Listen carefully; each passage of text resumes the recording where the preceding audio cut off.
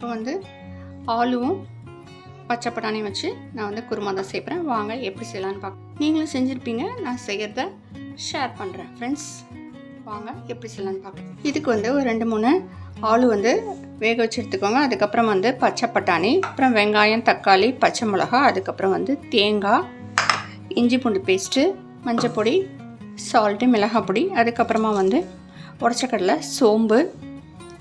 இது வந்து நம்ம வந்து வறுத்து பொடிச்சு எடுத்துக்கலாம். அப்புறம் ஒரு 4-5 முந்திரி எடுத்துக்கோங்க.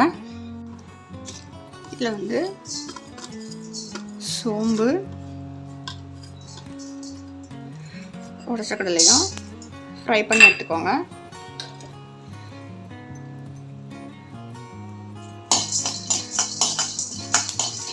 இதுலேயே நம்ம வந்து கசகசா இருந்தால் 1 ஸ்பூன் வந்து கசகசா வச்சு அரைச்சி எடுத்துக்கலாம்.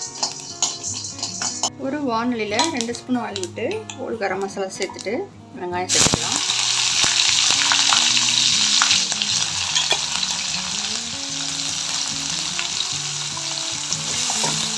நல்லா வதக்கிக்கலாம்.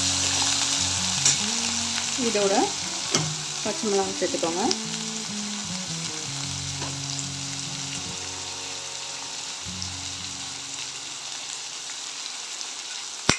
காரத்துக்கு எவ்வளோ தேவையோ சேர்த்துக்கலாம். இஞ்சி பூண்டு பேஸ்ட்டு, தக்காளி சேர்த்துக்கலாம். உடச்ச கடலை, முந்திரி, கொஞ்சம் கசகசா, இதை நம்ம அரைச்சி எடுத்துக்கலாம். பட்டாணியை சேர்த்துக்கலாம். இது இதோடு சேர்ந்து வேகட்டும். ஆலு மட்டும் வேக வச்சுட்டேன். இதுக்கு மஞ்சள் பொடி, அதுக்கப்புறம் கொஞ்சமாக மிளகாய் பொடி வேணா சேர்த்துக்கோங்க. தேவையான சால்ட்டு பக்கத்து சேர்த்துக்கலாம். இது வேகட்டும். அதுக்குள்ளார தேங்காவை அரைச்சிட்டு வந்துடலாம்.